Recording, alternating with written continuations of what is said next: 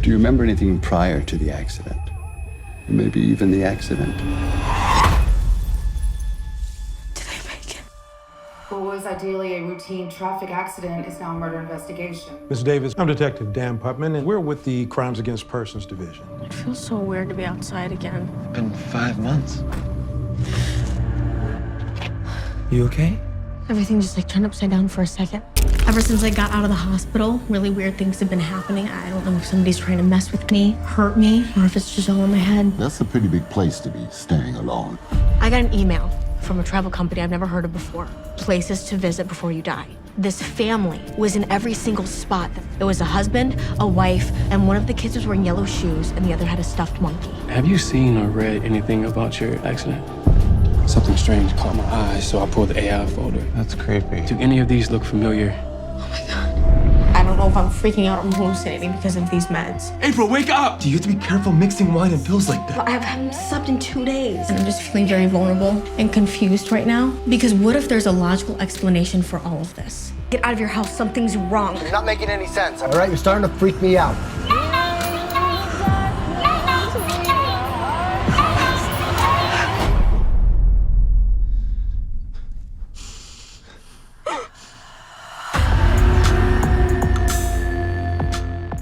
Hey guys, what's going on? Welcome back to the Dev Show. I'm here today with Brooke Ann Smith and Adam Budron. Adam, can you hear us? Now I can hear you. Okay, we lost you. No, I'm back. Good. All right. Right on. Okay, sweet. So thank you for joining me on the Dev Show. It's awesome to have you here. And it's both first time for both of you. We're going to talk a little bit about your film Night Night, but for anybody who is watching at home, Brooke, you're from Too Close to Home, Aquarius, Awkward, Max Keeble's Big Movie, and Adam, you're from The Blacklist, recently Wild Indian, and the upcoming movie Cerdo, or is it Curdo? How do you pronounce that one? It's cerdo. Cerdo. Cerdo, which means pig in Spanish. Okay. And that's coming up in 2022. But why we're here today is because you're both in the new film by Niki Koss, Night Night. So I just wanted to ask you guys, first of all, how was the premiere? Adam gets to go first. It was a blast. It was a lot has changed since we shot the movie about 2 years ago. So we had a chance to all come back together and, celebrate an occasion that, a lot of people, I don't take anything for granted. So being able to come back and experience it together was really special, kind of like a family reunion. Right on.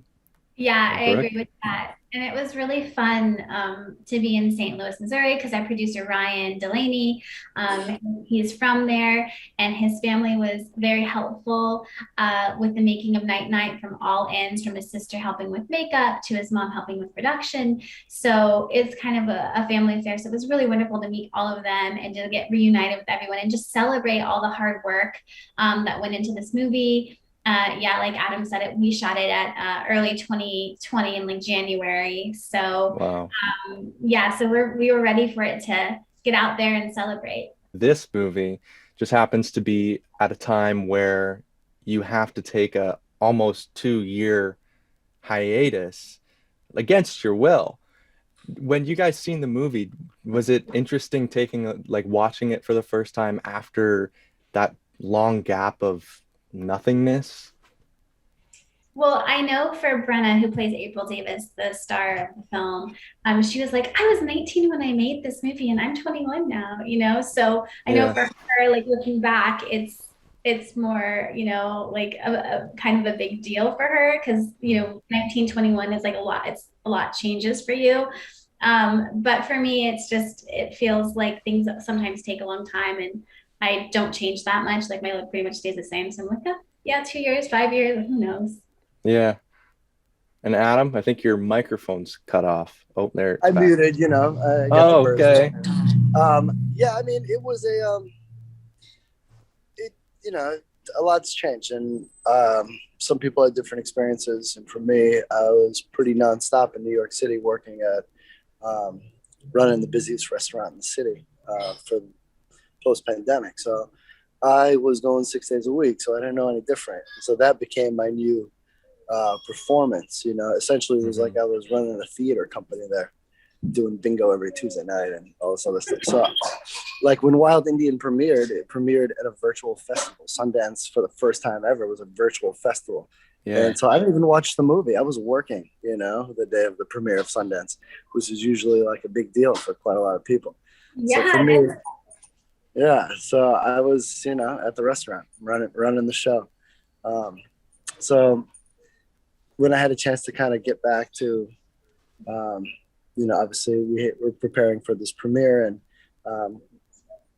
it kind of reminded us that we had this community that we were all part of, and we root for each other and support each other. So it was good to kind of get back into it and remember this is what we do. You know, we make movies. For sure. And I actually just finished watching the movie like 3 minutes before we hopped on the call. And I have to say that I really did enjoy it. And I thought that, you know, for the genre that it is, I mean, I see a lot of the other interviewers saying that it's very genre bending. It's very unique in a sense that you walk into this movie thinking that you are watching a completely different movie than you end up watching. And I just wanted to hear from your point of view, from the audience point of view, what your thoughts were on the film.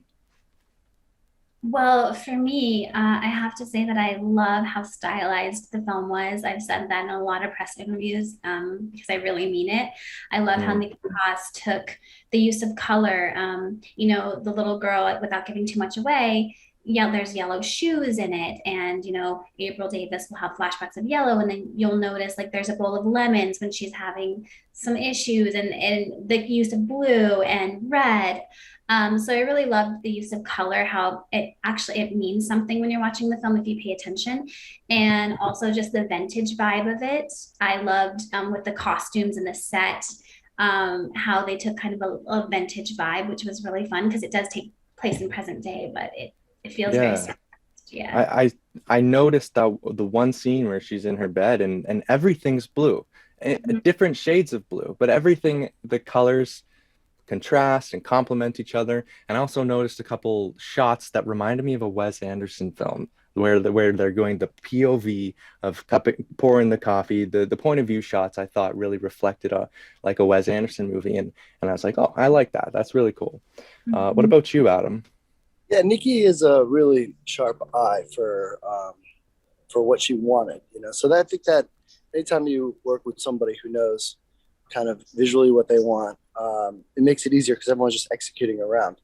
And I know, you know, I was a fan of Niki's from before I had a chance to work with her, and I had watched her shorts. And when I got a chance to be on set before I started, you know, I noticed right away how strong the visual representation is, like the colors and everything. And I knew it was going to add a lot to the film. Obviously the story has its twists and turns, but visually it's really stunning to watch. So that gives it just another element, and that comes from the production design team and from Niki's vision. So it was cool addition to it. Yeah. So you mentioned. I have a question for you. I have a question for Adam. Is it okay if I ask? Yeah.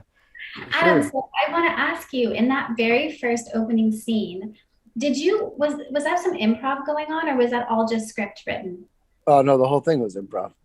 The whole thing was improv. Yeah, I mean there was some stuff in the that was written, but I mean a lot of the banter back and forth was improv. Then I mean Brenna even fell out of her chair on one scene. So yeah, I was wondering because I didn't remember some of the dialogue, but you guys did such a great job with the improv that I couldn't tell. Because sometimes if people aren't good at improv, you can tell because they kind of get repetitive and redundant and kind of copy each other and stuff like that. But I couldn't tell. I was like, is this improvised or was this written? Because I couldn't remember. It's been so long since I've read the script.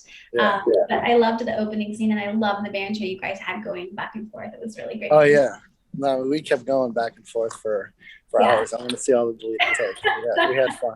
I mean, Brenda's so great, you know, like she's just so open, and her presence is so you know, like it's so easy to work with her, and all I had to do is be her best friend. So It's Right just on. it's a simple situation. Do you find that you have a little more freedom when you're working on a set of a more independent film than something that's part of like a bigger set, bigger film with improvisation and stuff like that? For sure. I mean, like when I was on the Blacklist, they're shooting a full episode in like 8 days. They shoot 2 cameras at once, which is more common these days. I'm seeing on indie films. I'm sure Brooke would be able to comment on that also. But I think more common these days, I'm seeing 2 cameras because either the budget's scheduling, you know, it's probably easier to do it in compressed amount of days. But you have to be very prepared in that kind of environment. On the Blacklist, they're moving fast, very fast. And you don't really have time to improvise around it. I had some Arabic in my scenes for the Blacklist, and I speak Arabic. So the Arabic dialect coach on set came up to me and was like, "Oh, wait, you go say whatever you want. I'm not worried about you."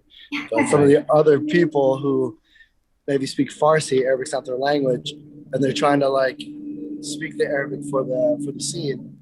He's like, "I gotta go work with him. This is pronunciation shit, you know, like we gotta help him out." And it's just a matter of, you know, and that I had some freedom. But other than that, no, I mean, you got to stick to it because there's no room for error, and they're really spending so much money and there's no time. So you just got to really be very precise. But on something like this, when you're working with a director that gives you freedom, you know, Niki just wants to make the best movie possible with the best you know, ingredients, and sometimes giving some freedom to play, you find some magic that, you know, might not be on the page, and that's the most fun, is to collaborate with somebody in that way. Yeah, absolutely. And Adam, if you think 8 days is fast, don't work for Tyler Perry, because we filmed 8 episodes in 5 days. Oh my God. We were 8 shooting episodes in 5 days. I kid you not. We shot 80 pages a day. I kid you not. Crazy. That's like novella status. Yeah. But just to kind of piggyback off what Adam said, I think it also just depends on what you're working on, right? Like with television, like the Blacklist, you know, they have a tighter kind of idea of what they want, and they can get offended if you're changing the lines. Like on Awkward, I couldn't change anything. Right.